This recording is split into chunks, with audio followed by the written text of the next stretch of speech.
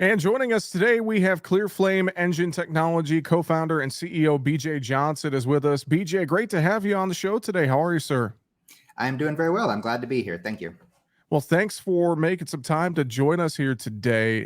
The stuff that you guys are doing with ClearFlame Engine Technologies, I think it's very fascinating. And I want to just start before we really dive into some new exciting news from you guys.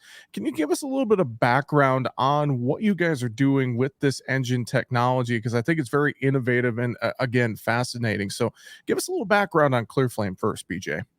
Of course. So the technology that was behind ClearFlame was initially some graduate work that my co-founder Julie and I had done while we're getting our engineering degrees.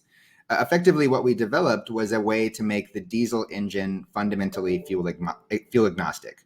So if you get the whole thing to run a little bit hotter, change some air and exhaust plumbing, add some thermal protection to it, you can prove that you can run the diesel engine cycle. So all of the torque and power and efficiency you expect from a diesel engine, but using a variety of low carbon liquid fuels that might already exist out in the market. In the US, that predominantly means ethanol. So right now as a country, we produce about 17 billion gallons of this stuff, and we are using it in our trucks in a diesel engine in every sense of the word. The drivers can't even tell they're not driving a diesel truck, but you're getting both the fuel costs and the emissions advantages of ethanol fuel relative to petroleum diesel. And that is just, something that is amazing to think about, using ethanol for our diesel engines. Essentially, what could that do for, transportation costs, et cetera, moving forward? I mean, it's really just it's crazy to think about, but it's awesome research and stuff that you guys have been doing, BJ. Yeah, I think there's value really on multiple different fronts here. Certainly, the energy security, fuel cost side of things is very top of mind right now. Yeah. When diesel gets cheap, then ethanol tends to be at parity with it or slightly cheaper.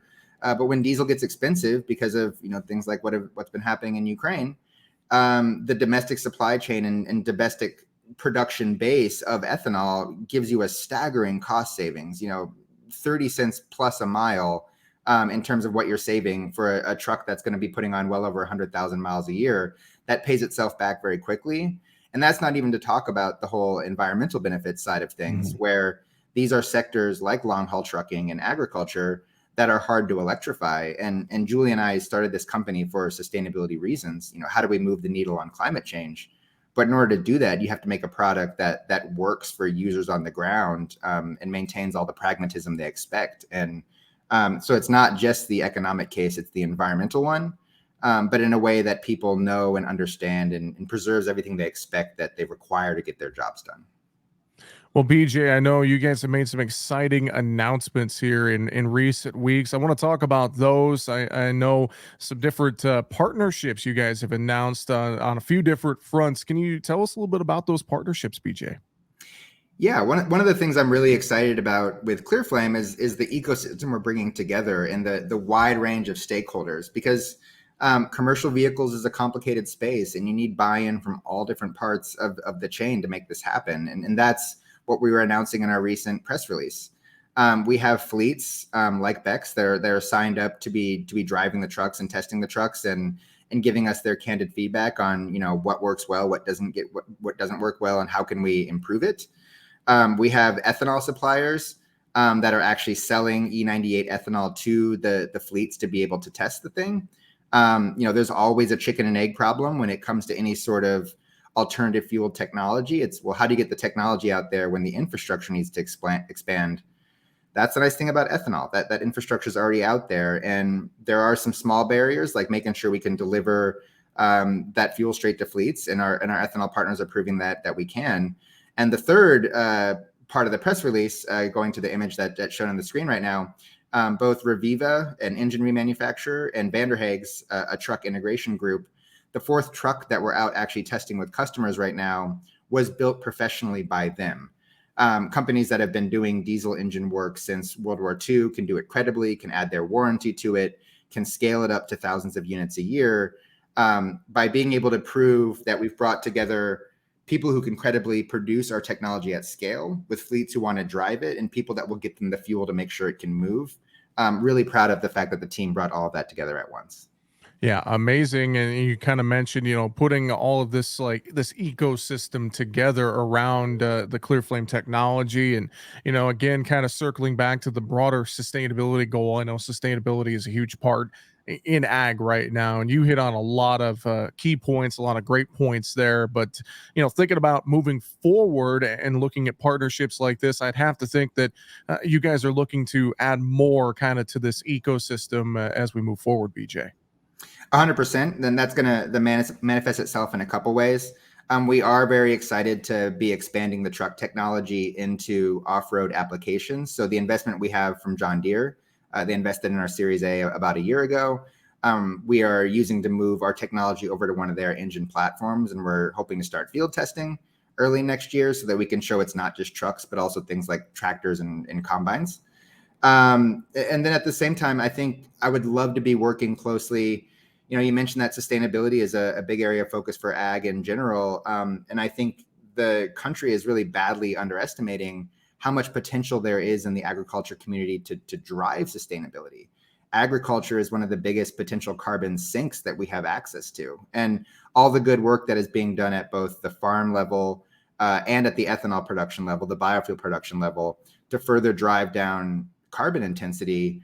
ClearFlame, our carbon benefits have nothing to do with our product. It is a fuel that has been scaling in this country for 20 years and getting better year after year after year. And I'm excited to watch that story continue. And I'm excited to partner with the people in the agriculture and the ethanol space that are continuing to push the ball forward on sustainability, and are just looking to someone to help them prove that they can impact more than just passenger cars. They can be trucks and tractors too. BJ, fascinating stuff again. And before we let you go, before we run out of time, anything else you want to mention that we haven't touched on here today before we let you go? Yeah, I would say two other things. First, I mentioned the tractors, I mentioned the trucks.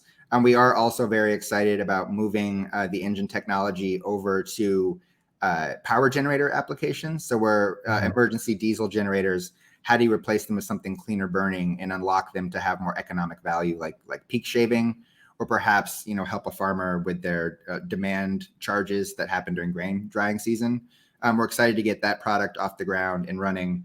In terms of actually bringing the trucking technology to the ag community, still always looking to work with farm credit service networks and stuff like that to make sure we can finance this for users that have the larger asset hold times. But the final concluding thought I would give is just my excitement, not just for how ClearFlame fits into this ecosystem, but all the technologies are fitting into this ecosystem. ClearFlame cannot be our only pathway to a sustainable future. I believe in things like EV and renewable natural gas and biodiesel as well. And I'm just really excited to show that there is value in people who are willing to work with a larger ecosystem, knowing, hey, I don't need to solve the whole problem. And in fact, the more partners I have in solving the problem, the faster we'll make progress. And I'm excited about the reception we've had to that message. Well, BJ, fantastic stuff. And I know if folks want to learn more online, you guys have social media channels as well as a great website where people can learn more. What is that website and social media, BJ? Yeah, you can follow us on both Twitter and LinkedIn. A website, www.clearflame.com, where you can use to kind of see the recent news on the company, and certainly following us on social to get the day-to-day of what's going on. Fantastic. Again, the website, clearflame.com. With that, BJ Johnson, we appreciate the time. Thanks for joining us here today and telling us more about everything going on with ClearFlame Engine Technologies. And we'll hopefully talk to you again real soon. Thanks so much. Thank you very much. Have a good one.